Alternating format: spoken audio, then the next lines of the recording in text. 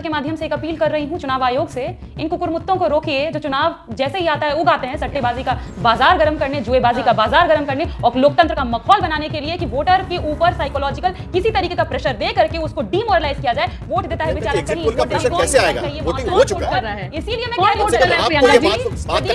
दोबारा नहीं रोना चाहिए। गुप्ता जी दोबारा नहीं रोए। क्या प्रियंका जी अगर गलत हो गया तो सट्टेबाजी होगी। आप लोग चाहते हैं सट्टेबाजी हो, आप लोग चाहते हैं सट्टेबाजी हो। ये काम अमित शाह जी के बेटे पर छोड़िए ना, ड्रीम 11 से सट्टेबाजी करवाते हैं, उन पे छोड़ दीजिए। देश का भला करिए। बंद हो चुका है। प्रदीप गुप्ता जी सब काम छोड़िए। एग्जिट पोल ना ये अचानक 2014 के बाद शुरू नहीं हुआ।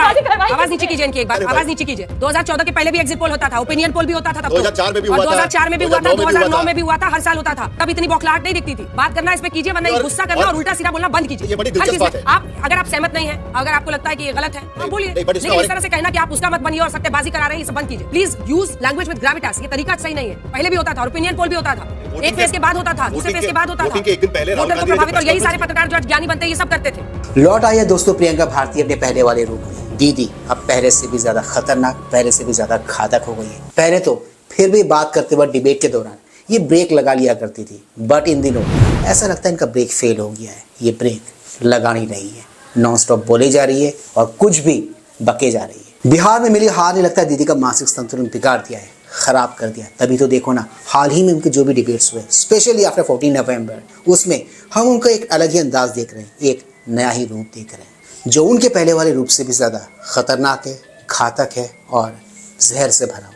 एक तरफ कंचना यादव और प्रियंका भारती है जिन्होंने आरजेडी और तेजस्वी को हराने में कोई भी कसर बाकी नहीं छोड़ी, तो वही दूसरी तरफ आज हम जिन शख्स के बारे में बात करने वाले हैं, जिन मोहतरमा के बारे में बात करने वाले हैं, जिन विभूतिन के बारे में बात करने वाले हैं, वो भी कहीं ना कहीं जिम्मेदार है आरजेडी, कांग्रेस, राहुल गांधी जी की बिहार में हार के लिए। जिस तरह प्रियंका भारती और कंचना यादव ने आरजेडी को तेजस्वी यादव से चने पे झाड़ पे चराने का एक भी मौका हाथ से जाने नहीं दिया, ठीक उसी तरह इन दीदी ने भी सिमिलर सही काम किया। याद है आपको इनका वो इंटरव्यू जो काफी वायरल हुआ था, जहां पर वो डांस करके रील बनाने की बातें कर रही थी। वो वीडियो अच्छा खासा वायरल हुआ था, but for all the wrong reason. Social media पे इन लोगों ने मिलकर ऐसी हवा बनाई, ऐसी हवा बनाई, ऐसी हवा बनाई। लोगों को लगा एक पल के लिए, सबको लगा एक पल के लिए कि बिहार में अब की बार तो आरजेडी की सरकार ही बनने वाली है। बट हुआ क्या? हुआ ठीक उसका उलट। पिछले विधानसभा चुनाव में 65 से 70 सीट लाने वाली आरजेडी को इन लोगों ने 25 पे लाके रोक दिया, 25 पे ही समेट दिया, और कांग्रेस पार्टी तो 6 के आगे बढ़ ही नहीं पाई। I am talking about none other than Pragya. ये दीदी अगर यहीं पर रुक जाती, यहीं तक आकर रुक जाती तो भी अलग बात थी, बट ये रुकी नहीं, इससे भी आगे गई। वो जिस दिन काउंटिंग चल रही थी उस दिन उन्होंने पता है क्या किया? मैं उनके चैनल पे था, उनका चैनल देख रहा था। ये दीदी सुबह सुबह माहौल बना रही थी सुपड़ा साफ होने का। किसका सुपड़ा साफ? बीजेपी का, एनडीए का, मोदी जी का। और वो वाला दावा इन्होंने कैसे किया? काउंटिंग के शुरुआती रुझानों को देखने के बाद, पहले 3-4 घंटे के रुझानों को, जो भी काउंटिंग चल रही थी ना, उसको देखने के बाद उन्होंने ये वाला दावा किया, और वो वाला हिस्सा भी काफी वायरल हुआ था दोस्तों।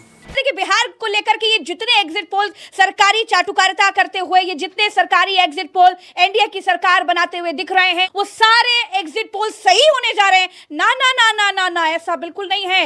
मेरे साथ भरत जी हैं, एकदम सटीक एग्जिट पोल लेकर के यहाँ पर खड़े हैं जो बिहार में होने जा रहा है। एक एक सीट का आंकड़ा लेकर के यहाँ पर खड़े हैं।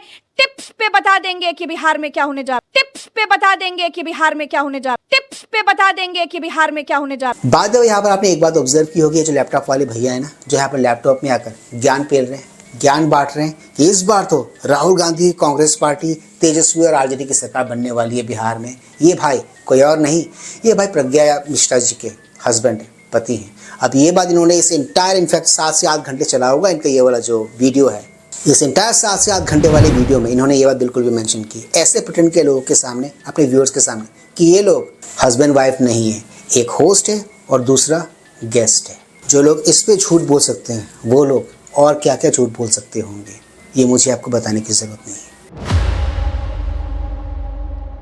Please like, share, subscribe YouTube channel, ताकि हम ऐसे कंटेंट्स बनाते रहें और हमारा ये कंटेंट ज़्यादा से ज़्यादा लोगों तक पहुंचे। तो दोस्तों, ज़्यादा वक्त न गवाते हुए let's go back to the topic then. इन मैडम किसी बकैती का जवाब देते हुए, उनका मजाक उड़ाते हुए, उनका मखौल उड़ाते हुए, एक और इनके इकोसिस्टम के पत्रकार राजीव सरदेसाई ने एक पॉडकास्ट के दौरान भयंकर मजे लिए, जबरदस्त मजे लिए, वो भी बिना नाम लिए। लिटरली ये भाई उस पॉडकास्ट में ऐसा लग रहा था इनको रोस्ट करने के लिए ही बैठा हुआ है। आप बिलीव नहीं करोगे, लगभग 1.5 घंटे का था पॉडकास्ट, जिसमें से भाई ने लिटरली फुर्सत के 7 मिनट निकाले, और इन 7 मिनटों में इन्होंने इन मैडम को बस और बस सिर्फ और सिर्फ रोस्ट किया। ये पत्रकार कितने चले गए वहां, और ऐसी एक उन्होंने कहानी बनाई जैसे नीतीश कुमार तो अब हारने ही वाले हैं। टिप्स पे बता देंगे कि बिहार में क्या होने जा रहा है। अब इन पत्रकारों को को पूछना चाहिए, आपने कहां से, खास करके आपके यूट्यूबर्स, टिप्स पे बता देंगे कि बिहार में क्या होने जा रहा है। ये यूट्यूबर भी बड़े चीज हैं। टिप्स पे बता देंगे कि बिहार में क्या होने जा रहा है। वो केवल अपने वीडियो वायरल करने के लिए एक तरफा जाएंगे। एग्जिट पोल हुआ, कहा टिप्स पे बता देंगे कि बिहार में क्या होने जा रहा है। कोई एक, मैं उसका नाम नहीं लूंगा, उसने कहा टिप्स पे बता देंगे कि बिहार में क्या होने जा रहा है। सब एग्जिट पोल झूठ निकलेंगे, महागठबंधन की लहर। टिप्स पे बता देंगे कि बिहार में क्या होने जा रहा है। और मैं देख रहा हूँ उस 4-5 लाख 6-7 लाख उसके हो गए हैं। अब आप व्यूज के लिए ये सब बातें, कभी सच साबित होते थे एग्जिट पोल? आप 4 दशक से हैं। एग्जिट पोल मैं पूछ रहा हूँ, exit pole is better than YouTuber sitting in घर में बैठकर अपना ज्ञान बांटना। टिप्स पे बता देंगे कि बिहार में क्या होने जा रहा है। पर मैं इतना ही जानता हूं कि कुछ एग्जिट पोल्स मेहनत करते हैं, ऐसी बात नहीं है, लेकिन इंडिया बहुत कॉम्प्लिकेटेड देश है। ऐसे देश में या बिहार जैसे कॉम्प्लिकेटेड राज्य में प्रिडिक्ट करना आसान नहीं है, but this was an easy election to predict. Tips पे बता देंगे कि बिहार में क्या होने जा रहा है।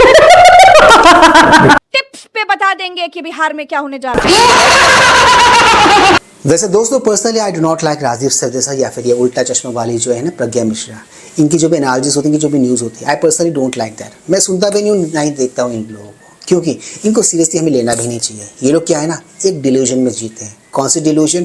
कांग्रेस पार्टी और राहुल गांधी जी को सत्ता में लाने का डिल्यूजन। क्योंकि जो भी वास्तविकता है ना, उसको लेकर इन लोगों ने अपनी आंखें बंद कर रखी है। इनको ये दिख नहीं रहा, या फिर ये देखना नहीं चाहते कि देश में राहुल गांधी जी के लिए, कांग्रेस पार्टी के लिए कोई भी माहौल नहीं है। रही उल्टा चश्मा की बात, जिसका नाम ही उल्टा चश्मा हो, जिसका चश्मा ही उल्टा हो, वो सीधा दिख कैसे सकता है, और सीधा दिखेगा भी क्यों। लौटते हैं टॉपिक पे वापस और बात करते हैं फिर से प्रज्ञा मिश्रा की। दीदी ने जब ये देखा कि इनकी भयंकर ट्रोलिंग हो रही है, इनकी ज़बरदस्त रोस्टिंग हो रही है, किसके लिए? इनके वीडियोज़ के चलते, तो दीदी ने बाद में बिहार चुनाव परिणाम आने के बाद एक और अपॉलजी वाली वीडियो डाल दी, सेल्फ रियलाइजेशन हो जाने का नाटक करते हुए। कांग्रेस की बिहार में भद्द क्यों पिटी, ये कांग्रेस को समझ में नहीं आ रहा है। इसीलिए हार की समीक्षा में उसे हमेशा चुनाव आयोग ही दिखाई देता है। चुनाव आयोग ने हरा दिया, ये जवाब उसे सारे जवाबों में सबसे सरल लगता है। जमीन पर काम क्या किया, इससे कांग्रेस को कोई फर्क नहीं पड़ता। भाई, तमाम आलोचनाओं और बुराइयों के बाद भी, चुनाव आयोग के दिल में भाजपा के लिए सॉफ्ट कॉर्नर होने के बाद भी, एक बात बिल्कुल सच है कि भाजपा चुनाव में मेहनत करने में कोई कसर नहीं छोड़ती है। सारे मुख्यमंत्री, सारे मंत्री जमीन पर पर्चे बांट रहे थे। राहुल गांधी चुनाव के पहले भी विदेश में थे, चुनाव में तालाब में कूदे कादे और उसके बाद फिर वो विदेश चले गए। अगर भाजपा से आज की तारीख में कोई लड़ सकता है तो वो क्षेत्रीय पार्टियां हैं। कांग्रेस भाजपा को हरा ले जाएगी, ये आज की तारीख में कहना बहुत मुश्किल है। देखो, बिहार को हम लोग जितना भी जानते हैं, जितना भी समझते हैं, it was evident, it was clear कि बिहार में एनडीए की सरकार ही बनेगी। हाँ, मार्जिन, जिस मार्जिन से वो लोग जीते हैं उसको लेके हम लोग डिबेट कर सकते हैं, but the bottom line is NDA का बिहार में सरकार बनाना तय था, कंफर्म था। रही आरजेडी और राहुल गांधी जी के पक्ष में हवा बनाने के नैरेटिव बनाने के बाद, तो जो लोग हवा बना रहे थे, नैरेटिव बना रहे थे, ये लोग जो कुछ भी कर रहे थे, ये सिर्फ और सिर्फ सोशल मीडिया तक ही सीमित था। वास्तविकता से इनका कोई भी लिंक नहीं था, कोई भी इनका इनफैक्ट कनेक्शन नहीं था। इनका फोकस जहाँ ग्राउंड पे होना चाहिए था, वहाँ पर ग्राउंड पे इनका फोकस रहा नहीं, शिफ्ट हो गया वो सोशल मीडिया के लाइक्स पे, कमेंट्स पे। इनको लगा सोशल मीडिया पे लाइक्स, कमेंट्स, उसके बाद शेयर, ये सब मिलने के बाद इनका शायद काम हो जाएगा, ये लोग शायद चुनाव जीत जाएंगे। बट ऐसा हुआ नहीं, ऐसा होता नहीं है। इनको व्यूज़ तो मिले, लाइक्स तो मिले, बट बिहार और बिहारियों का वोट नहीं मिला।